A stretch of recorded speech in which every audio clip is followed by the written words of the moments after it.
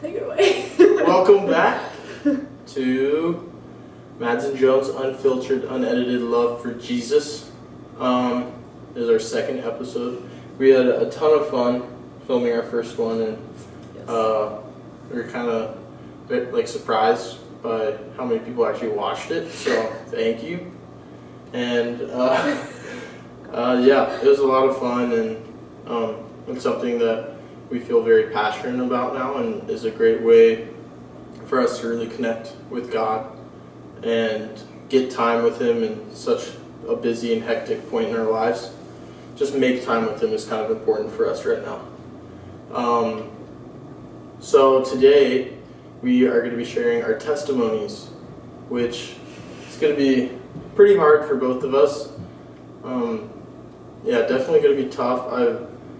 I personally suck at talking about my feelings, and growing up I never talked to anyone about what I was going through or what I was dealing with. I just hated that, and I hated talking in general for the most part, so this is going to be tough, but I think it's important we get it out there so you kind of know more about who we are, what we've been through, and how we've kind of embraced God, or maybe even pushed Him away in moments in our lives.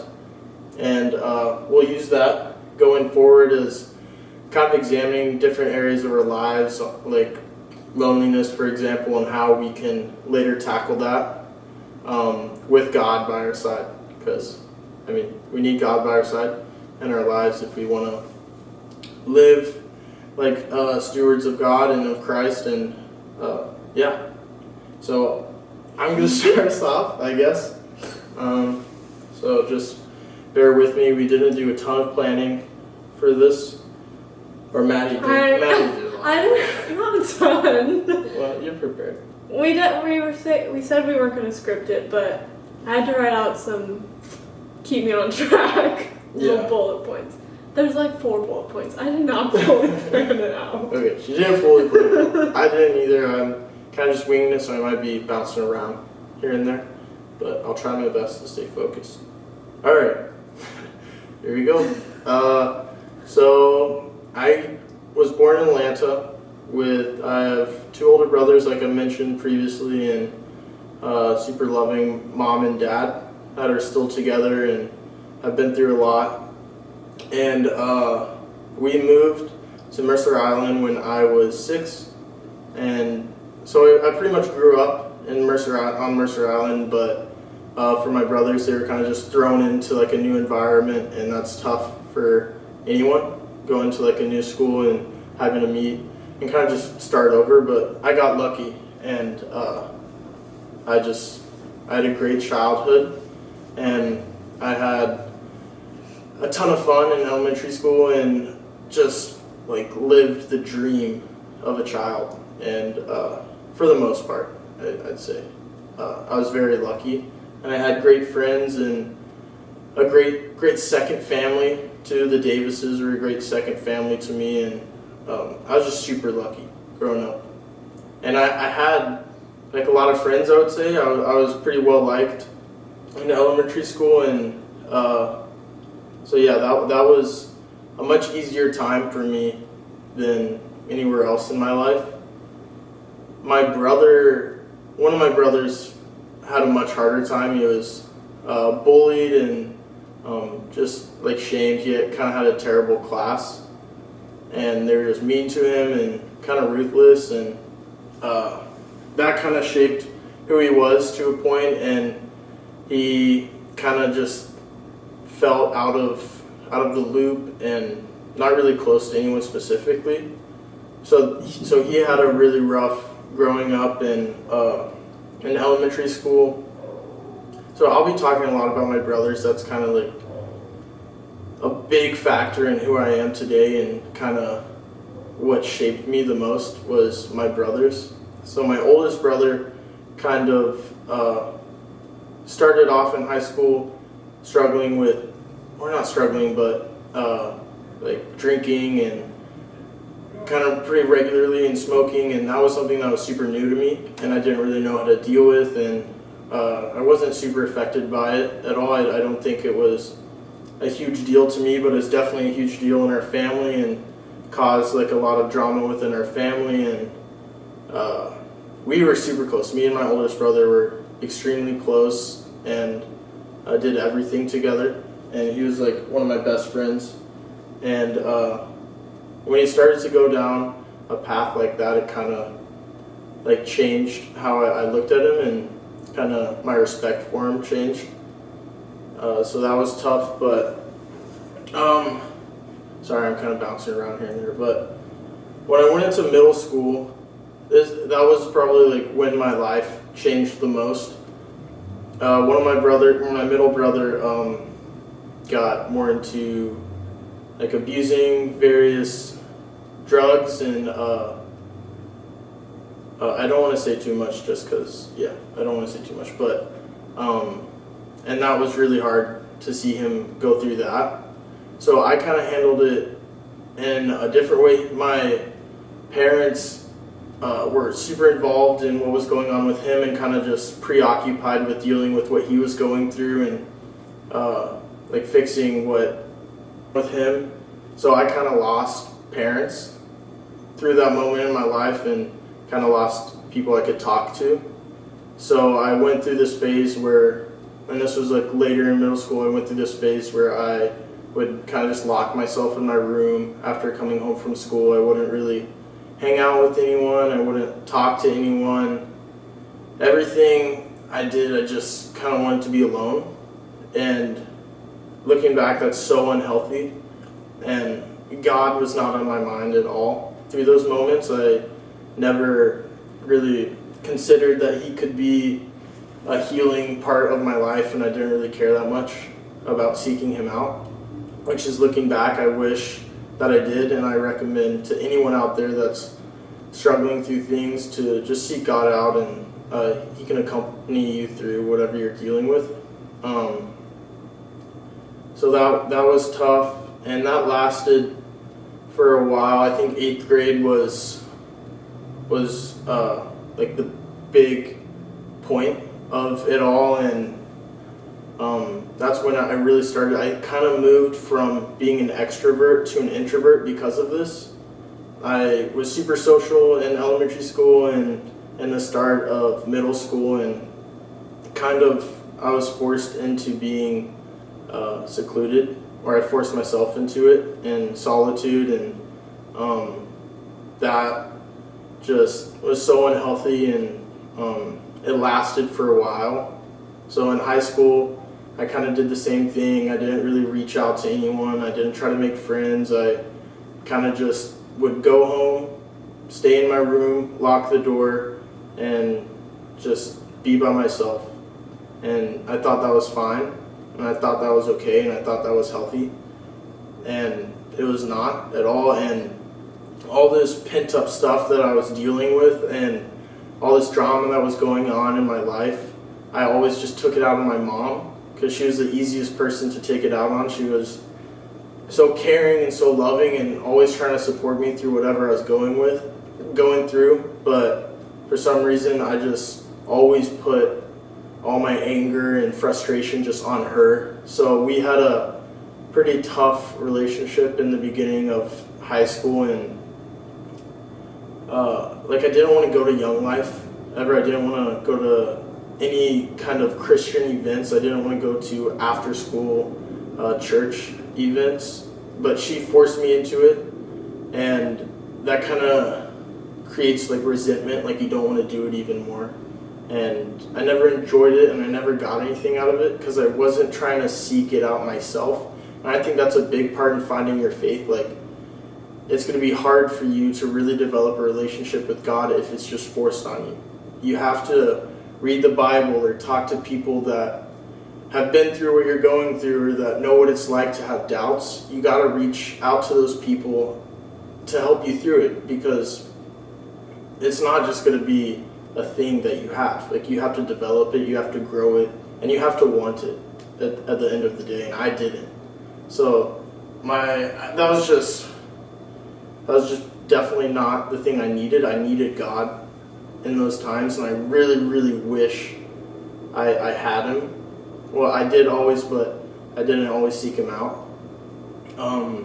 So then junior year of high school, my brother, both of my brothers were kind of in and out of staying at our house, like living in their rooms and stuff after high school. So both of my brothers didn't graduate college. They went for a couple years and kind of just thought it wasn't for them. So they came back to our house and kind of just did the same old thing that they had been doing all along, and weren't really trying, or in my opinion, weren't really trying to better themselves. And something about me is I really, really want to be around people that are trying to grow, and respect is a huge thing for me. I don't really like to spend time with people that just aren't really trying to improve themselves and aren't really going anywhere. That's something huge for me.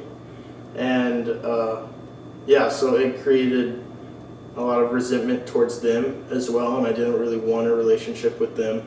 And I always kind of just looked down on them, I guess, if I'm being honest. I don't know, I just didn't think they were, I don't know how to put it. To me, it wasn't really worth my time to like love them. And that's hard for me to admit looking back, but it's true because I didn't really like them that much. They're my brothers, but I didn't really like being around them. I didn't like who they were, and I still loved them so much because they're my brothers, but it was just tough. And in junior year, one of my brothers was really struggling with depression, and he didn't feel loved by my dad specifically. He didn't feel like my dad was really rooting for him or wanted the best for him or just cared about him.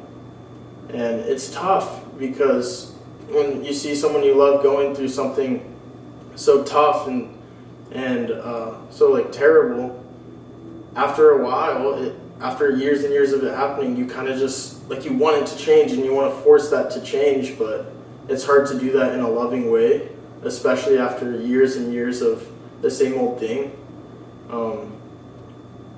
So my brother was struggling with depression and then almost killed himself. So he was really struggling with suicide. And I remember one day he came home and told me, he was like, I was just me and him, and he walked into my room like crying. He said, I just stood on top of a bridge and I was just like about to kill myself. And we just hugged each other and cried, and you don't really know what to do in moments like that. But I thank God that nothing happened and that he came home to us. But you never think, like whenever someone's going through something, you never think it's that bad. You never think that that's gonna be what's gonna happen, and you just don't know what they're actually dealing with. So that was something I learned too, is even when things seem okay, sometimes they're not. And that was kind of true for me too, because I was dealing with like all these opinions about my brothers, having just the weight of my brothers' like depression on me was really tough.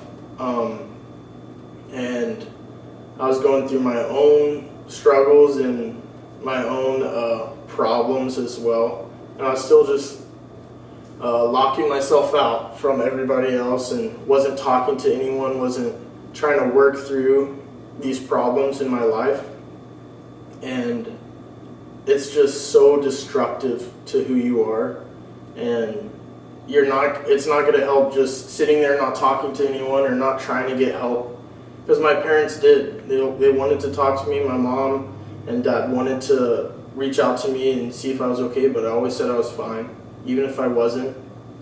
And because I always locked myself in my room, I was just extremely lonely. I didn't feel like I had a good community. I didn't feel like I had any friends. I didn't feel like I had anyone that cared for me. So I was just so lonely, and that's something I kind of did to myself, but it was still so hard because you see all these people having fun and your like friends having fun without you, and you kind of just go into your head there and like it's fine, like I'm not really bothered by it, or I don't wish I was there or anything, but in reality you're just like lonely. And that's something that so many people struggle with, even if they look like they're fine and have so much going on and everything is going well, they can just be lonely. Like that's common. It's something that we both have experienced in college, even with friends and even with people that love and care about us. It can be lonely out there. And every time I just look back at these moments in my life, I just wish I went to the Bible. I wish I went to my young life leaders. I wish I talked to somebody about what I was going through, because it would have just been so much easier, and it would have been something I would have been proud about, I think, is really trying to improve myself and seek out a relationship with God. And that's definitely something I know looking forward and moving forward, is that God's always there for you, even if you don't see it, even if you don't know it. And so looking back on my high school experience, I actually see God a lot. At the end of my junior year, after everything I'd gone through with my brothers, and I won't get into it, never mind. Sorry. Also, at the end of my junior year, there was a Young Life camp called Malibu. I briefly talked about this last episode, and I really didn't want to go. Like, I just didn't want to have to deal with that. I just didn't really have a reason to go, really, or a want to go. But my best friend Malcolm and his dad kind of forced me to go. Uncle Bill, Malcolm's dad, told me, he's like, I signed Malcolm up and you're going to get signed up right now, and kind of gave me no other option except to go. So I went, and I was nervous going into it. I wasn't super excited, but it was easily the most rewarding and fundamental part of who I am today, fundamental part of my growth, because just the people there, like, they're so loving and so caring, and I had so much fun. And it was the first time I actually talked to other people about what I'd been through. So my Young Life leader was super encouraging and super helpful, and just getting that out there and telling someone, getting it off of my chest, this weight, was just super helpful and beneficial in my growth and my journey. And so I developed a really solid friendship with a couple of the guys from the crew, and Maddie's sister was there, Emily, and that's how I became super close with Emily. And then I got to meet Maddie, and that was just an epic summer for me. I had so much fun, and going into senior year, I continued to hang out with this crew, and then I kind of went into the stuff that I hated about my brothers. I started drinking, I started partying, I started doing all these things that I kind of looked down on my brothers for and thought that I would never do. But now that I was like in and having fun, I just wanted to keep doing it.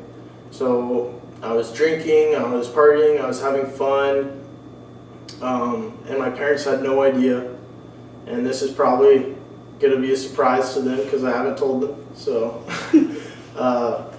yeah, and I was super dishonest about that, and acted like I was like a perfect child, like I was getting good grades, like I was doing all these things well, when behind the curtain I actually wasn't.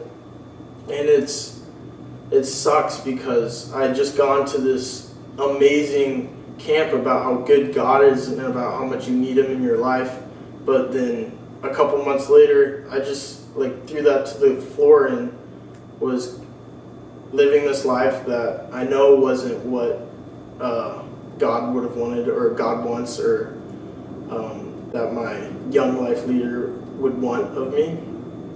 But I was doing it anyways because I was having a lot of fun. And that continued for a while, and I became super close with Maddie, and we became best friends and started hanging out. And that's where Maddie was honestly one of the biggest reasons for why I wanted a relationship with God, because I saw how she lived out what Christianity means to her and what having a faith means. She's just so loving and so compassionate, and you could just see that and tell that there was a bigger reason to it than a lot of that is just who she is, but I know there's a large part that is she just wants to be a child of Christ and live that out to the best of her ability. So I started going to church with her. I started going back to Young Life, and we started talking about kind of the struggles I had been through and all that kind of stuff. And then at the end of my senior year, I got a rejection letter from UW, and all of my high school, I thought I would be going to UW. I thought that was the place I would end up. So when I got that rejection letter, I was just like heartbroken, and I didn't know what I was going to do. I thought I'd have to go to Wazoo, which I hated, and I'm so glad I didn't go to Wazoo, by the way. I would be much worse off, I think, if I went to Wazoo. But Maddie, after I get this rejection letter, is just like, maybe you should apply to Point Loma. Like, you should just come apply to Point Loma. And I was like, sure, why not? And my mom is like, yeah, like, we'll fly you down to San Diego. So I was like, free trip to San Diego, of course I'm going to apply. Like, that's a huge score. And so I applied, and they actually extended their application deadline for me. And we went down to San Diego, and on our tour, they gave me this packet that said I'd been admitted. And this was probably a month after they had closed all the applications. So that was just like a godsend. And without Maddie and without that, I wouldn't be at Point Loma. Maybe wouldn't be dating or getting married. And yeah, so that was a huge changing point in my life. And after that, I really started to pursue a relationship with God and seek out what it means to be a Christian and how to live life like a child of God. And Maddie was super helpful in that, and I kind of started to move away from all the stuff I'd been doing in high school and focused on our friendship and just kind of growing myself and focusing more on myself. And so then we came to Point Loma, and I went through another phase of loneliness where I was struggling about my self-worth, and I didn't feel like I deserved to be with Maddie because of just who I was, and I just didn't feel like I was good enough for her.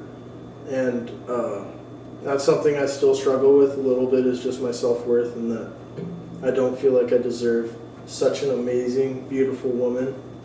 And so I still struggled with loneliness, but that time it was different because I really did lean into God, and worship music was a huge point for me, and I focused a lot on that, and I focused a lot on our relationship and kind of how to move through it, and Maddie helped me a lot, and we were going to church, and yeah, so that's kind of my testimony. There's some other small stuff that I'll probably get into later. There's some stuff I didn't cover just because of time, and I kind of forgot. But we'll get more into that another time. I just really hope that whatever people are going through, whatever you are going through, you seek out the Word of God and you seek out His love and His embrace, because He loves every one of His child, every person on earth, no matter what you've done, no matter what you've been through.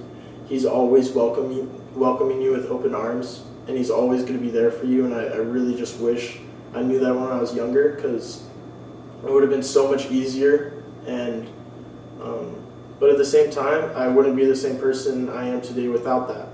So you never know in the moments, and it's tough, but just reach out to the people around you that love and care about you and that you have, because there's so many resources that even if you don't know about it, they're there. And yeah, that's it. That's pretty much it, I think. Maddie, you're up. Okay, let me get my notebook. Okay. I'm nervous. Oh, okay. So I guess to like start it off actually, one of my least favorite questions is actually when somebody asks what personally my testimony is. For the longest time I didn't think I had a testimony, which is just so false. But when I thought about like kind of what a testimony is, I always think of like or just like one big life event or something that's happened that has just completely altered my whole look on life. And personally, I just don't feel like I've ever had something like that happen. But after Jonah talked about kind of wanting to share our testimonies, I kind of started thinking, and we had a discussion just about how a testimony is more where you see growth in your relationship with God because of how God has like shown his love in your life. And it also kind of made me think that like my testimony is constantly changing because there's constantly places that I see God and then experience growth. So because there's so many parts in my life that I've seen God working, I chose to kind of share just one that's definitely been one that I struggled with for a long time and I still really struggle with. So yeah. Okay. I'm nervous. Okay. Not a lot of people know about this. I think maybe you're the only person that I've talked to about this, so I'm a little nervous. Okay. Okay. So I kind of talked about this in the first episode, how I have a super loving family, and how my siblings are some of the most important people in my life. And I have 4 siblings. I have a younger sister and 2 younger brothers, and then I also have an older half sister.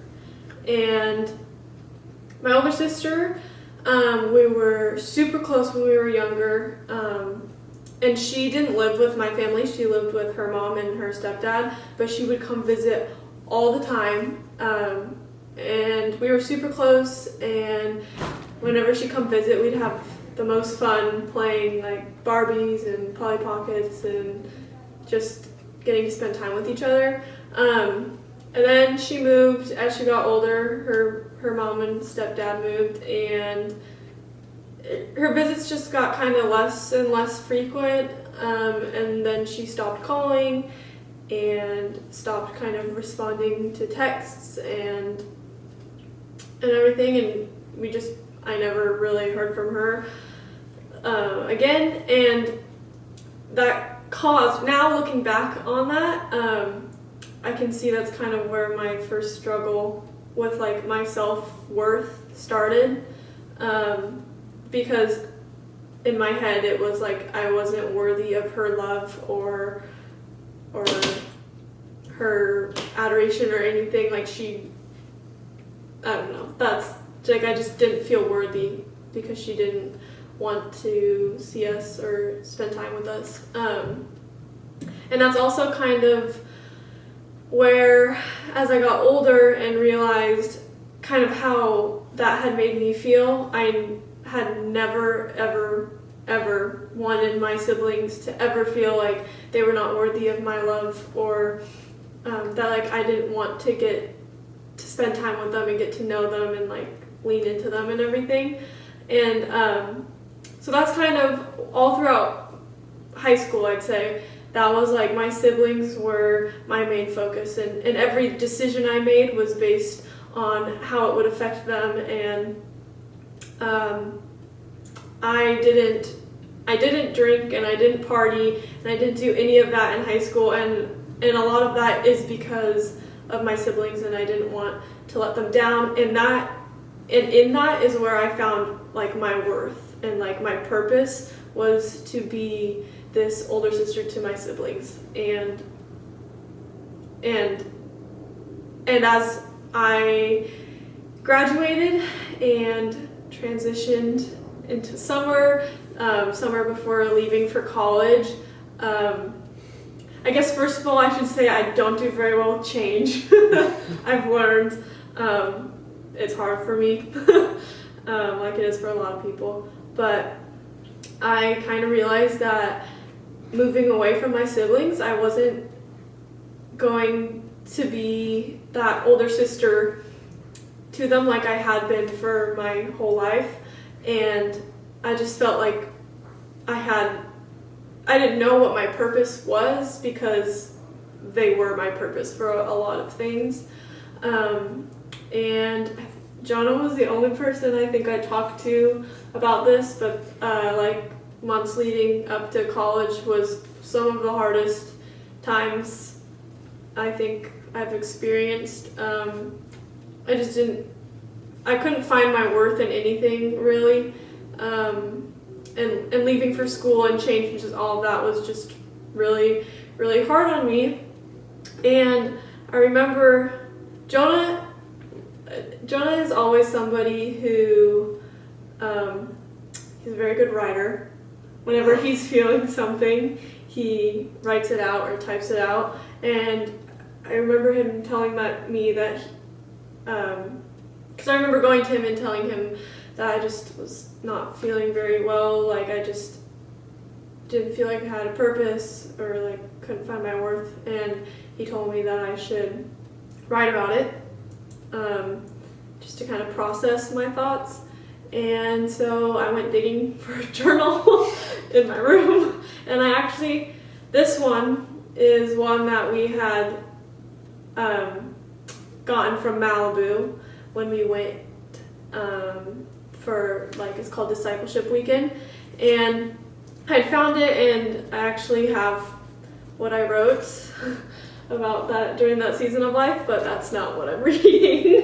Because after I wrote it, I was just kind of looking through this journal, and in it I found my notes from, look, I even dated it, May 27th, 2018, and it was kind of really cool going through it, because we had actually at camp that week talked about self-worth and your worth in God and finding it in Christ, and just coming across those notes like months later in a time where like I really needed it was kind of like a huge God thing. And there's actually a verse in here that kind of really helped me, so I'm going to read it.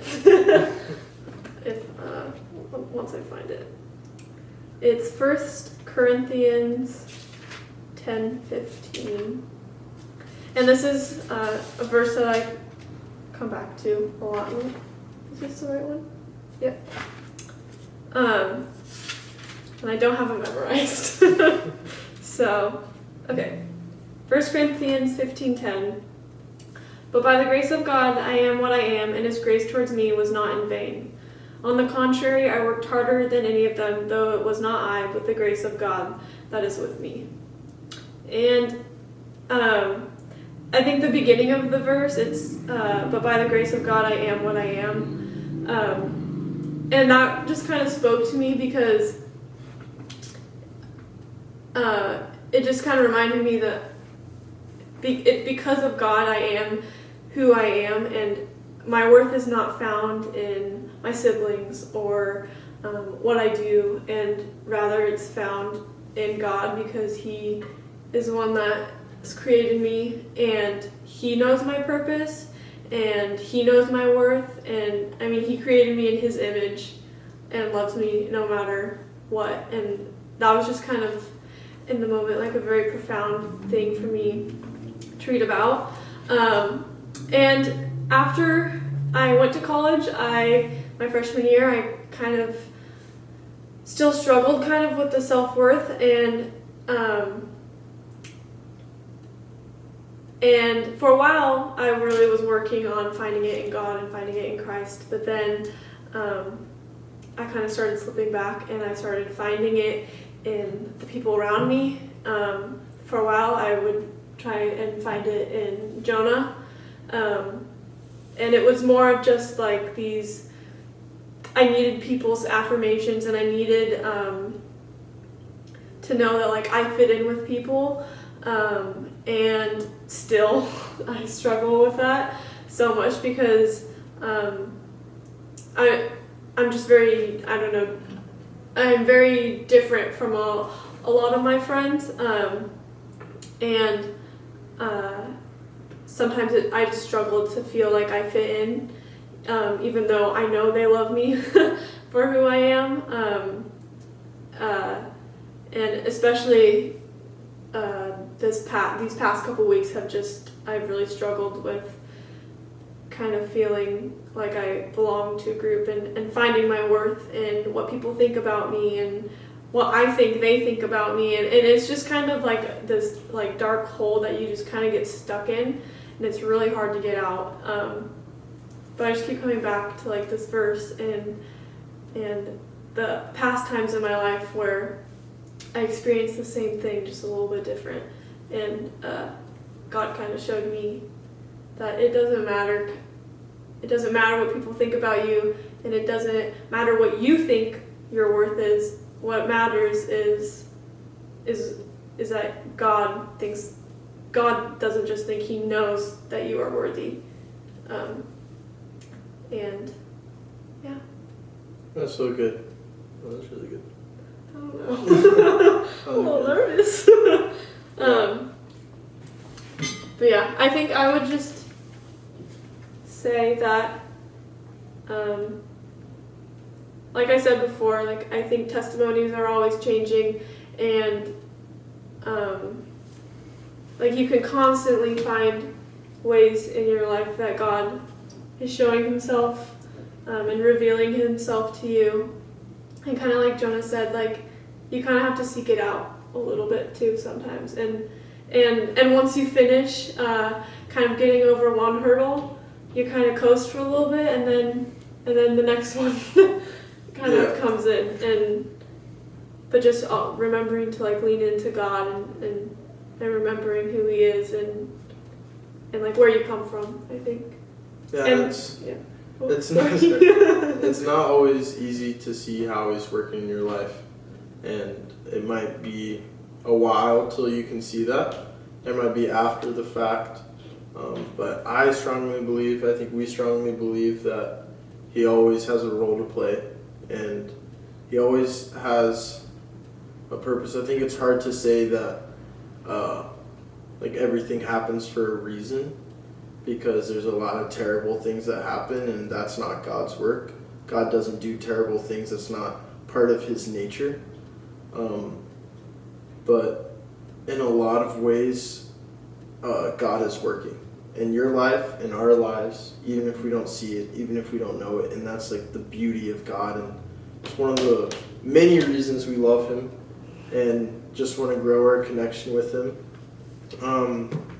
But yeah, as you can tell, we're kind of informal about this, and we're totally new at this, and I think something that's cool about this is that we're still very young and we're still very inexperienced. We didn't grow up in a pastor family or anything like that, and you guys will kind of just be walking along with us as we're trying to grow our relationship with Christ. And we don't know a lot, and we want to know a lot, or at least a lot more, and that's a long journey we have, and a journey we're super excited for, and so happy that we get to document it and maybe help some people out along the way. But this is new to us, and this is going to be something that we'll just work through and hopefully find a good rhythm moving forward. And yeah, we're just having a lot of fun doing it, and it's really cool to be able to talk about it and kind of just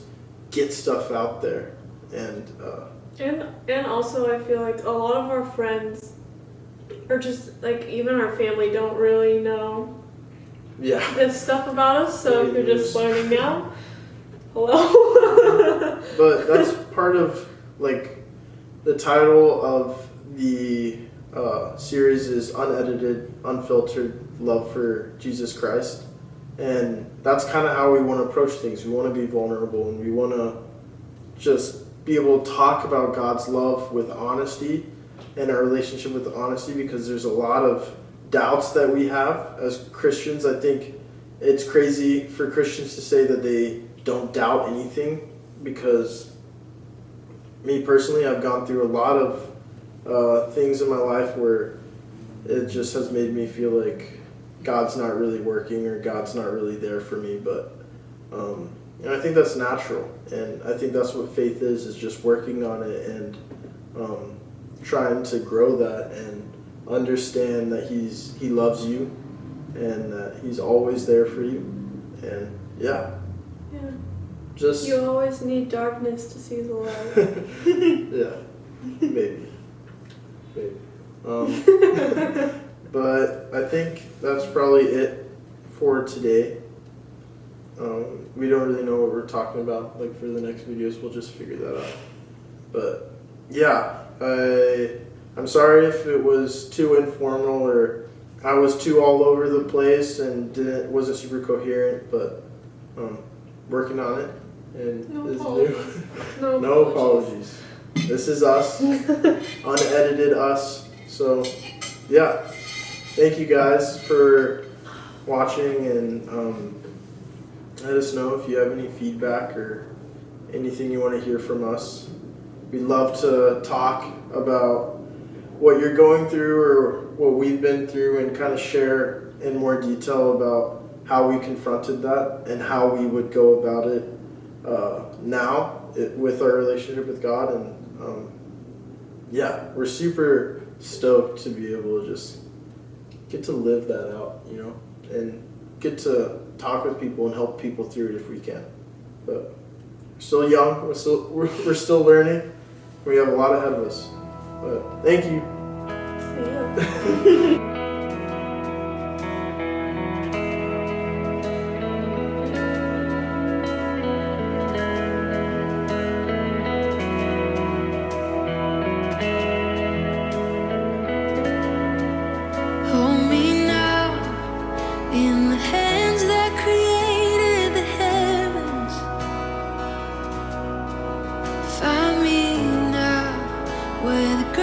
Runs as deep as your skies. You pull me from the clay. You set me on a rock.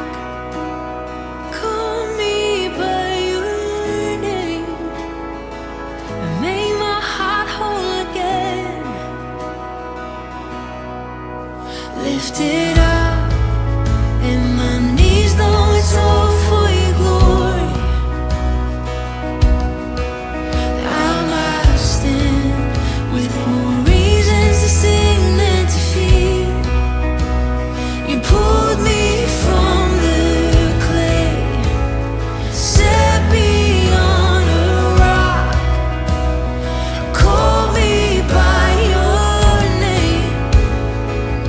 Make my heart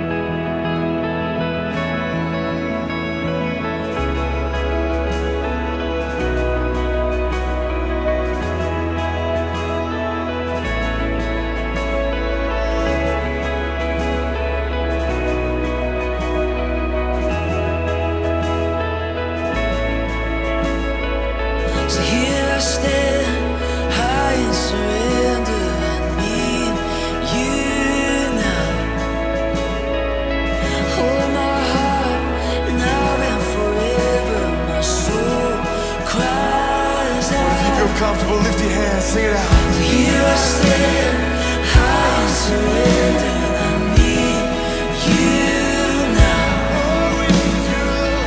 Hold my heart now and forever. My soul cries out. Here I stand, high in surrender. I need you now.